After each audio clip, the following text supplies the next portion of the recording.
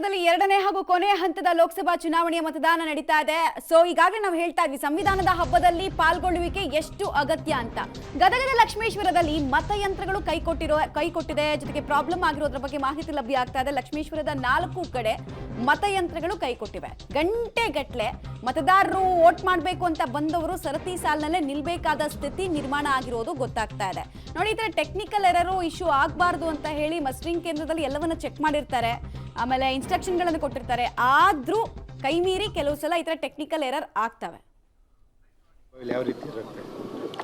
ನಾನು ಡೇ 1 ಇಂದ ಹೇಳಿದ್ದೀನಿ, 3 ಕ್ಷೇತ್ರದಲ್ಲಿ ಸರ್ಪ್ರೈಸ್ ರಿಸಲ್ಟ್ ಅಂತ ನೀವೇನಾದರೂ ಅದನ್ನ ನೆನಪಿಟ್ಕೊಂಡಿದ್ರೆ, ಸೊ 3 ಕ್ಷೇತ್ರದಲ್ಲಿ ಸರ್ಪ್ರೈಸ್ ರಿಸಲ್ಟ್ನ ಕೊಡ್ತೀವಿ. 2014ರಲ್ಲಿ ನೀವು ನಿಂತಾಗ ಇದ್ದ ಮೋದಿಯಲ್ಲಿ ಈಗಿದೆ ಅನಿಸುತ್ತಾ? 2000 ನಾನು ಅಲೆ ಬಗ್ಗೆ ಹೇಳೋದಿಲ್ಲ. 2014ರ ಲಕ್ಷ್ಮೀ ಹೆಬ್ಬಾಳ್ಕರ್ಗೂ 2024ರ ಲಕ್ಷ್ಮೀ ಹೆಬ್ಬಾಳ್ಕರ್ಗೂ ಬಹಳಷ್ಟು ವ್ಯತ್ಯಾಸ ಇದೆ.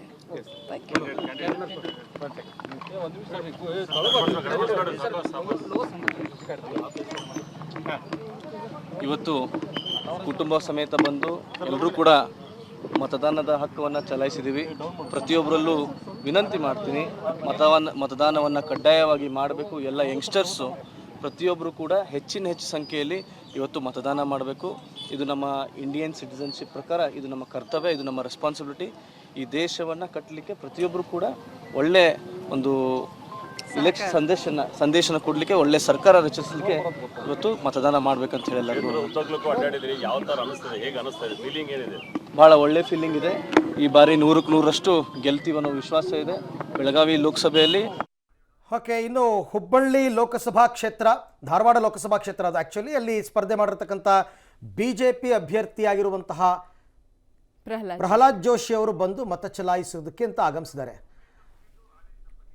ಓಕೆ, ಇಬ್ಬರು ಪ್ರತಿನಿಧಿಗಳು ನಮ್ಮ ಜೊತೆಯಲ್ಲಿ ಇವಾಗ ನೇರ ಸಂಪರ್ಕಕ್ಕೆ ಸಿಗ್ತಾ ಇದ್ದಾರೆ. ಹುಬ್ಬಳ್ಳಿಯಿಂದ ಸುನಿಲ್ ಮತ್ತು ಹಾವೇರಿಯಿಂದ ಫಕೀರಯ್ಯ. ಮೊದಲಿಗೆ ನಾನು ಹುಬ್ಬಳ್ಳಿಗೆ ಹೋಗ್ಬಿಡ್ತೀನಿ. ಎಸ್ ಸುನಿಲ್, 7 ಗಂಟೆಗೆ ಆರಂಭವಾದಂತಹ ಮತದಾನ ಪ್ರಕ್ರಿಯೆ ಹೇಗೆ ಸಾಗಿದೆ? ಜನರ ಸ್ಪಂದನೆ ಯಾವ ರೀತಿ ಇದೆ? ಅರವಿಂದ್, ನಿಜಕ್ಕೂ ಕೂಡ ಒಂದು ಅದ್ಭುತವಾದ ಪ್ರತಿಕ್ರಿಯೆ ಪಡೆದುಕೊಂಡಿರುವಂಥದ್ದು ಮತದಾನ. ಯಾಕಂದರೆ ಬಿಸಿಲಿನ ಒಂದು ಪ್ರಭಾವ ಜಾಸ್ತಿ ಇರೋದ್ರಿಂದ ಆದಷ್ಟು ಬೇಗ ಜನ ಎಲ್ಲರೂ ಕೂಡ ಕುಟುಂಬದ ಸಮೇತರಾಗಿ ಬಂದು ಮತದಾನವನ್ನು ಮಾಡ್ತಾ ಇದ್ದಾರೆ. ಸೊ 40 ಡಿಗ್ರಿ ಸೆಲ್ಸಿಯಸ್ ದಾಟುವಂತಹ ಒಂದು ಸೂಚನೆ ಇರೋದ್ರಿಂದ ಆದಷ್ಟು ಬೇಗ ಜನ ಎಲ್ಲರೂ ಕೂಡ ಮತಗಟ್ಟೆಗೆ ಬರ್ತಾ ಇದ್ದಾರೆ. ನೀವು ಆಗಲೇ ಹೇಳಿದಂತೆ ನಾನು ಈಗ ಚಿನ್ಮಯಿ ಶಾಲೆಯಲ್ಲಿರುವಂಥದ್ದು ಮತಗಟ್ಟೆ ಸಂಖ್ಯೆ 111ರಲ್ಲಿ ಪ್ರಹ್ಲಾದ್ ಜೋಶಿ ಅವರು BJP ಅಭ್ಯರ್ಥಿಯವರು ಮತ್ತು ಕೇಂದ್ರ ಸಚಿವರು ಕೂಡ ಹೌದು, ಅವರು ಕುಟುಂಬ ಸಮೇತರಾಗಿ ಬಂದು ಮತ ಚಲಾವಣೆಗೆ ನಿಂತಿರುವಂಥದ್ದು. ಇಲ್ಲಿ ದೃಶ್ಯಾವಳಿಗಳಲ್ಲಿ ನೋಡಬಹುದು. ಈಗ ಮತ ಒಂದು ಚಲಾವಣೆ ಮಾಡಲು ಈಗ ಅವರು ನಿಂತಿದ್ದಾರೆ ಸರತಿ ಸಾಲಿನಲ್ಲಿ. ಯಾಕಂದ್ರೆ ಅವರು ಕುಟುಂಬದ ಸಮೇತ ಬಂದಿದ್ದಾರೆ. ಅವರ ಒಂದು ಫ್ಯಾಮಿಲಿಯು ಇಲ್ಲಿ ದೃಶ್ಯಾವಳಿಗಳಲ್ಲಿ ನೋಡ್ಬೋದು. ಇನ್ನು ನಾನು ಜನರ ಒಂದು ಪ್ರತಿಕ್ರಿಯೆಯನ್ನು ನಿಮಗೆ ತೋರಿಸ್ತಾ ಹೋಗ್ತೇನೆ. ಇಲ್ಲಿ ನೋಡ್ಬೋದು, ನೆರಳಿನ ವ್ಯವಸ್ಥೆ ಸಾಕಷ್ಟು ರೀತಿಯಲ್ಲಿ ಮಾಡಲಾಗಿರುವಂಥದ್ದು ಅರವಿಂದ್. ಯಾಕಂದರೆ ಬಿಸಿಲೇ ಒಂದು ಚಾಲೆಂಜ್ ಆಗಿದೆ ಜಿಲ್ಲಾಡಳಿತಕ್ಕೆ, ಚುನಾವಣಾ ಆಯೋಗಕ್ಕೆ. ಸೊ ಹೀಗಾಗಿ ಎಲ್ಲೆಲ್ಲಿ ನೆರಳಿದೆ ಮತ್ತು ಎಲ್ಲೆಲ್ಲಿ ಒಂದು ರೀತಿಯ ವ್ಯವಸ್ಥೆ ಇದೆ ಅಲ್ಲಿ ಇದು ಮಾಡಿರುವಂಥದ್ದು. ಇಲ್ಲಿ ದೃಶ್ಯಾವಳಿಗಳಲ್ಲಿ ಮತ್ತೊಂದು ದೃಶ್ಯಾವಳಿ ನೋಡ್ಬೋದು ಅರವಿಂದ್. ಈಗ ಮತಗಟ್ಟೆಯ ಒಳಗಡೆ ಜೋಶಿ ಅವರು ಹೋಗ್ತಾ ಇರುವಂಥದ್ದು. ಸಹಜವಾಗಿಯೇ ಜೋಶಿಯವರ ಒಂದು ಮತದಾನ ಅತ್ಯುತ್ತಮ ಪಾತ್ರವನ್ನು ವಹಿಸುತ್ತೆ. BJP ಅಭ್ಯರ್ಥಿಯವರು ಮತ್ತು ಅವರ ಒಂದು ಮತದಾನ ಜಾಗೃತಿಯೂ ಕೂಡ ಆಗುತ್ತೆ. ಸೊ ಹೀಗಾಗಿ ಬೆಳಗ್ಗೆಯೇ ಒಂದು ಮತದಾನವನ್ನು ಮಾಡಿ ಮುಂದೆ ಯಾವ ರೀತಿಯಾಗಿ ಒಂದು ಪ್ರಚಾರವನ್ನು ಮಾಡಬೇಕು ಮತ್ತು ಈಗಾಗಲೇ ಬಹಿರಂಗ ಪ್ರಚಾರ ಅಂತ್ಯವಾಗುತ್ತೆ. ಮನೆ ಪ್ರಚಾರ ಮತ್ತು ವೋಟರ್ಸು ಎಲ್ಲಿ ಮತದಾನ ಕಡಿಮೆ ಆಗ್ತಿದೆ ಅದನ್ನೆಲ್ಲವೂ ಕೂಡ ಅವರು ನೋಡಿಕೊಳ್ಳಬೇಕಾದ ದೃಷ್ಟಿಯಿಂದ ಈಗಲೇ ಅವರು ಮತದಾನವನ್ನು ಮಾಡಲು ತಯಾರಾಗಿರುವಂಥದ್ದು. ಮತ್ತೊಂದು ಕಡೆ ಸರತಿಯ ಸಾಲು ಕೂಡ ನಿಮಗೆ ಇಲ್ಲಿ ಕಾಣಸಿಗ್ತಾ ಇದೆ. ಬೆಳಗ್ಗೆಯಿಂದಲೇ ಜನ ಮತಗಟ್ಟೆಗಳನ್ನ ಬರ್ತಾ ಇದ್ದಾರೆ. ಅವರ ಒಂದು ಉತ್ಸಾಹ ಹೆಚ್ಚಾಗಿರುವಂಥದ್ದು. ಸೊ ಇಲ್ಲಿ ನೋಡ್ಬೋದು, ಸ್ವತಃ ಜೋಶಿ ಅವರೇ ಒಂದು ಸರತಿ ಸಾಲಿನಲ್ಲಿ ನಿಂತಿರುವಂಥ ದೃಶ್ಯಾವಳಿಗಳು ನಿಮಗೆ ಕಾಣಸಿಗುತ್ತೆ. ಪ್ರಜಾಪ್ರಭುತ್ವದಲ್ಲಿ ಎಲ್ಲರೂ ಕೂಡ ಬಂದೆ, ಎಲ್ಲರೂ ಕೂಡ ಒಂದು ರೀತಿಯ ಶಿಸ್ತನ್ನು, ನಿಯಮವನ್ನು ಪಾಲನೆ ಮಾಡಬೇಕು ಅನ್ನೋ ನಿಟ್ಟಿನಲ್ಲಿ ಜೋಶಿ ಅವರು ಕೂಡ ಈಗ ಮತಗಟ್ಟೆ ಸಂಖ್ಯೆ ಬಳಿ ಸರತಿ ಸಾಲಿನಲ್ಲಿ ನಿಂತಿರುವಂಥದ್ದು. ಮತ್ತೊಂದು ಕಡೆ ಅವರ ಕುಟುಂಬ ಇಲ್ಲಿ ನೋಡ್ಬೋದು, ಅವರು ಕೂಡ ಈಗ ಸರತಿ ಸಾಲಿನಲ್ಲಿ ನಿಂತಿದ್ದಾರೆ. ಅವರು ಮೇಡಮ್, ಹೇಗೆ ಅನಿಸ್ತಾ ಇದೆ ಮತದಾನ ಮಾಡಕ್ಕೆ? ವೋಟ್ ಹಾಕ್ತೀನಿ ತಡ್ರಿ, ತುಂಬಾ ಖುಷಿ ಆಗ್ತಾ ಇದೆ. ಮಗಳ ಜೊತೆ ಬಂದಿದ್ದೀರಿ? ಹೌದು, ಅವಳು ಎದ್ದು ಬಿಟ್ಲು ಬೆಳಗ್ಗೆ. ಸೊ ಅವಳು ಅದಕ್ಕೆ ಕರ್ಕೊಂಡು ಬಂದಿದ್ದೀನಿ. ಎಲ್ಲರೂ ಫ್ಯಾಮಿಲಿ ಸಮೇತ ಬಂದಿದ್ದೀವಿ. ತುಂಬ ಖುಷಿ ಆಗ್ತಾ ಇದೆ. June 4ಗೆ ವಿ ಆರ್ ಈಗರ್ಲಿ ವೇಟಿಂಗ್. ಎಲ್ಲ ರೆಸ್ಪಾನ್ಸು ಚೆನ್ನಾಗಿದೆ. ವೋಟ್ ಇವಾಗ ಮಾಡಕ್ಕೆ ಹೋಗ್ತಾ ಇದೆ. ತಂದೆ ಅವರು 5ನೇ ಬಾರಿ ಸ್ಪರ್ಧೆ ಮಾಡಿದ್ದಾರೆ. ಹೇಗಿದೆ? ತುಂಬ ಚೆನ್ನಾಗಿದೆ. ಎಲ್ಲರೂ ಸ್ಟಾರ್ ಕ್ಯಾಂಪೇನರ್ಸ್ ಎಲ್ಲ ಬಂದು ಕ್ಯಾಂಪೇನಿಂಗ್ ಮಾಡಿದರು. ಆ್ಯಕ್ಚುಲಿ ಎಲ್ಲೇ ಹೋದರೂ ನಾವು ಹಳ್ಳಿಯಲ್ಲಿ ಎಲ್ಲೇ ನಮ್ಮ ತಂದೆ ತಾಯಿ ಹೋದರೂ ನೀವು ಆ್ಯಕ್ಚುಲಿ ಬರೋದು ಅವಶ್ಯಕತೆನೇ ಇಲ್ಲ, ನೀವು ಮಾಡಿದ ಕೆಲಸನೇ ಕಾಣಿಸ್ತಾ ಇವೆ. ಸೊ ನಾವು 100% ಗೆಲ್ಲಿಸ್ತೀವಿ ಅಂತಲೇ ನಮ್ಗೆ ಹೇಳಿದ್ದು. ಇಲ್ಲಿಯೂ ಕೂಡ ಕುಟುಂಬಸ್ಥರಿದ್ದಾರೆ. ಮೇಡಮ್ ಹೇಗೆ ಅನ್ನಿಸ್ತಾ ಇದೆ ವೋಟ್ ಮಾಡೋಕ್ಕೆ? ತುಂಬ ಸಂತೋಷ ಆಗ್ತಾ ಇದೆ ಸರ್. ತುಂಬ ಖುಷಿ ಆಗ್ತಿದೆ. ಬೆಳಗ್ಗೆ 6 ಗಂಟೆಯಿಂದ ಎಲ್ಲರೂ ಕ್ಯೂ ಇಟ್ಕೊಂಡು ನಿಂತಾರೆ. ನಾವೀಗ ಬರ್ತಾ ದಾರಿಯಲ್ಲಿ ಎಲ್ಲ ಕಡೆ ನೋಡಿವಿ, ಎಲ್ಲ ಬೂತಲ್ಲಿ ಕ್ಯೂ ಇದೆ. ಭಾಳ ಸಂತೋಷ. ಈಗ ಎಲ್ಲರೂ ಏನು ಮಾಡಿದ್ರೆ ಒಳ್ಳೆಯ ಸರ್ಕಾರ, ಒಂದು ಜನಪರ ಸರ್ಕಾರ ಅನ್ನುವಂಥದ್ದನ್ನು ಮಾಡ್ತಾ ಇದ್ದಾರೆ. ಎಲ್ಲರೂ ಜಾಗೃತರಾಗ್ಯಾರ. ಎಲ್ಲರೂ ಮತದಾನದ ಮಹತ್ವ ತಿಳಿದದ. ಪ್ರತಿಯೊಬ್ಬರು ಕೂಡ ಮತದಾನ ಮಾಡ್ತಾ ಇದ್ದಾರೆ. ಹೆಚ್ಚಿನ ಸಂಖ್ಯೆಯಲ್ಲಿ ಮತದಾನ ಆಗ್ತಾ ಇದೆ. ಈ ಸಲ ಜನರಿಗೆ ಒಂದು ಜಾಗ್ರತೆ ಬಂದಿದೆ, ನಾವು ಹೆಚ್ಚು ಮತದಾನ ಮಾಡಬೇಕು. ಅರವಿಂದ್, ಇದು ಒಂದು ಪ್ರಹ್ಲಾದ್ ಜೋಶಿ ಅವರ ಕುಟುಂಬಸ್ಥರ ಮಾತುಗಳು. ಇನ್ನು ಮತದಾನವು ಕೂಡ ಅಷ್ಟೇ ಒಂದು ಬಿರುಸಿನಿಂದ ನಡೀತಾ ಇರುವಂತದ್ದು. ಅರವಿಂದ್, ಥ್ಯಾಂಕ್ ಯು ಸುನಿಲ್ ತಮ್ಮ ಎಲ್ಲ ಮಾಹಿತಿಗಾಗಿ. ಇನ್ನು ಹಾವೇರಿಯಿಂದ ಫಕೀರಯ್ಯ ರೆಡಿ ಇದ್ದಾರೆ. ಫಕೀರಯ್ಯ, ಲಾಸ್ಟ್ ಟೈಮ್ ಎಷ್ಟು ಪರ್ಸೆಂಟೇಜ್ ವೋಟಿಂಗ್ ಹಾವೇರಿ ಭಾಗದಲ್ಲಿ ಆಗಿತ್ತು? ಇವಾಗ ಬೆಳಗ್ಗಿನಿಂದ ಹೇಗಿದೆ ರೆಸ್ಪಾನ್ಸ್? ಡೀಟೇಲ್ಸ್ ಏನೇನು ಕೊಡ್ತೀರಿ? ಖಂಡಿತ ಮಮತಾ, ಕಳೆದ ಲೋಕಸಭಾ ಚುನಾವಣೆಯಲ್ಲಿ ಏನು ಬಹಳಷ್ಟು ಮತದಾನ ಆಗಿತ್ತು. ಅಂದರೆ 73% ಏನು ಮತದಾನ ಆಗಿತ್ತು. ಈಗ ನಾವು ಶಿಗ್ಗಾಂವಿ ಪಟ್ಟಣದ ಸರ್ಕಾರಿ ಹಿರಿಯ ಪ್ರಾಥಮಿಕ ಶಾಲೆಯಲ್ಲಿದ್ದೇವೆ. ನಾವು ನೋಡ್ತಾ ಇರ್ಬೋದು, ಅಂದರೆ ಈ ಒಂದು ಅವಧಿಯಲ್ಲಿ, ಬೇಸಿಗೆ ಅವಧಿಯಲ್ಲಿ ಈ ಬಾರಿ 40% ಏನು ಉಷ್ಣಾಂಶ ಜಾಸ್ತಿ ಇರೋ ಹಿನ್ನೆಲೆಯಲ್ಲಿ ಬೆಳ್ಳಂಬೆಳಗ್ಗೆ ವಯೋವೃದ್ಧರಾಗಿ ಈ ಎಲ್ಲರೂ ಸಹ ಮತದಾನಕ್ಕೆ, ಅಂದರೆ ಮತದಾನ ಮಾಡುವ ಉದ್ದೇಶದಿಂದ ಮತಗಟ್ಟೆಗೆ ಆಗಮಿಸಿ ಸರದಿ ಸಾಲಿನಲ್ಲಿ ನಿಂತು ಮತದಾನವನ್ನು ಮಾಡ್ತಿರುವಂಥದ್ದು. ಅಂದರೆ ಭಾಳಷ್ಟು ಜನರು ಮಧ್ಯಾಹ್ನ ಆದರೆ ಮತದಾನಕ್ಕೆ ಹೋಗ್ಲಿಕ್ಕೆ ಆಗಲ್ಲ, ಭಾಳಷ್ಟು ಉಷ್ಣಾಂಶ ಇರೋದ್ರಿಂದ ತಾಪಮಾನ ಹೆಚ್ಚಾಗಿರೋ ಹಿನ್ನೆಲೆಯಲ್ಲಿ ಶಿಗ್ಗಾಂವ್ ಪಟ್ಟಣದ ಏನು ಮತಗಟ್ಟೆಯ ಮುಂಭಾಗದಲ್ಲಿದ್ದೇವೆ. ನಾವು ನೋಡ್ತಾ ಇರ್ಬೋದು, ನೂರಾರು ಜನರು ಈಗಾಗಲೇ ಸರದಿ ಸಾಲಿನಲ್ಲಿ ನಿಂತು ಮತದಾನಕ್ಕೆ ಆಗಮಿಸಿರುವಂಥದ್ದು.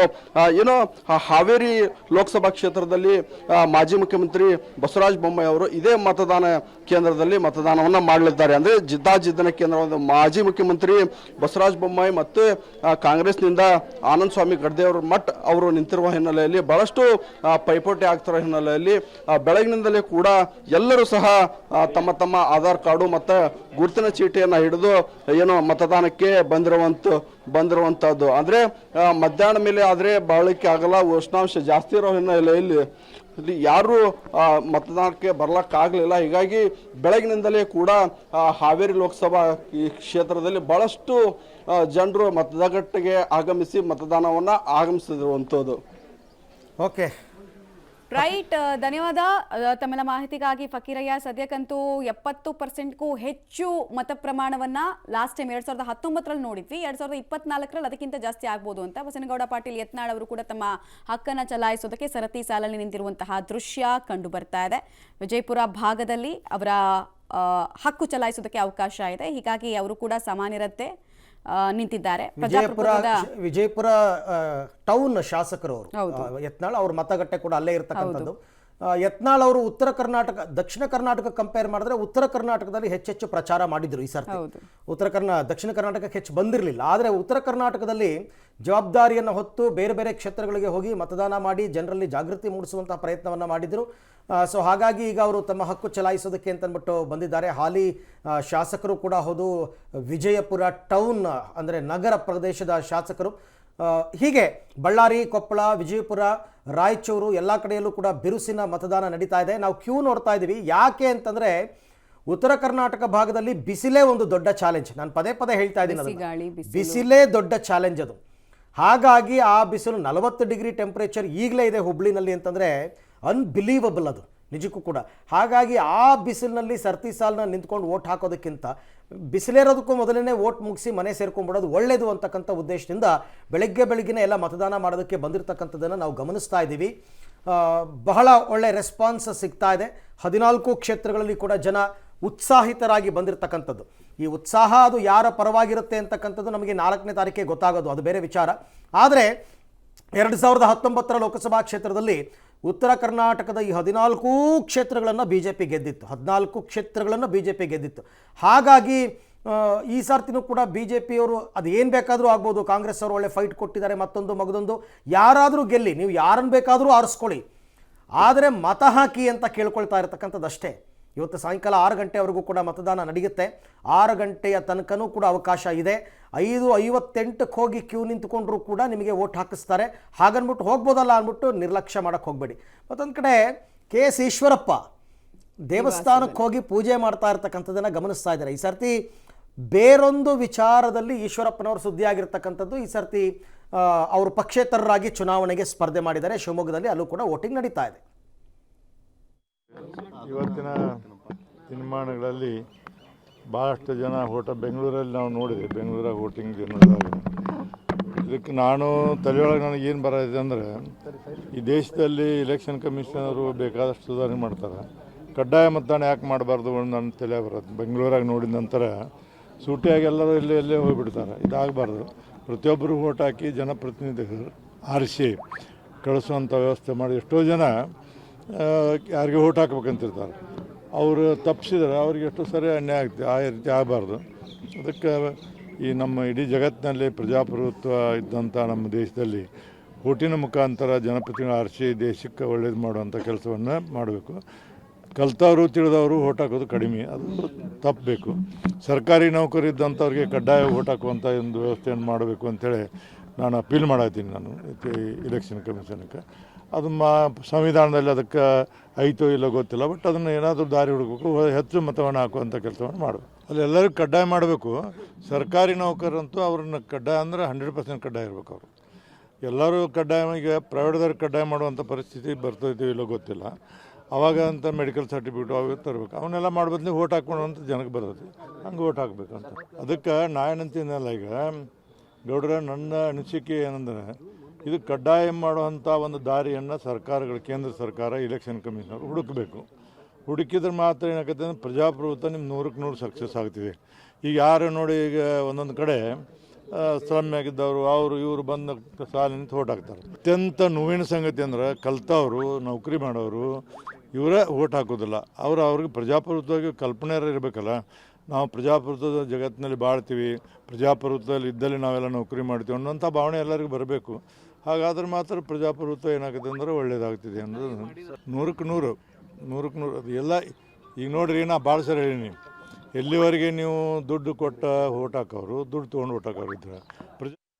ಬಸವರಾಜ ಹೊರಟ್ಟಿಯವರು ಸಭಾಪತಿಗಳು ಮಾತನಾಡ್ತಾ ಕೆಲವೊಂದು ಕರೆ ಕೊಟ್ಟರು. ಯಾಕೆ ಮತದಾನವನ್ನು ಕಡ್ಡಾಯ ಮಾಡಬಾರ್ದು? ಹೌದು, ಸರ್ಕಾರಗಳು ಇದ್ರ ಬಗ್ಗೆ ಚಿಂತನೆ ಮಾಡಬೇಕು. ಸರ್ಕಾರಿ ಸವಲತ್ತುಗಳೆಲ್ಲವೂ ಬೇಕು, ಮತದಾನ ಮಾತ್ರ ಮಾಡಲ್ಲ ಅಂತಂದರೆ ಹೆಂಗೆ? ಅದರಲ್ಲೂ ಸುಶಿಕ್ಷಿತರು, ಕಲಿತವರೇ ಈ ರೀತಿ ಮಾಡ್ತಾ ಇರೋದು ನೋವಿನ ಸಂಗತಿ ಅನ್ನೋದು ಬಸವರಾಜ ಹೊರಟ್ಟಿಯವರ ಮಾತು.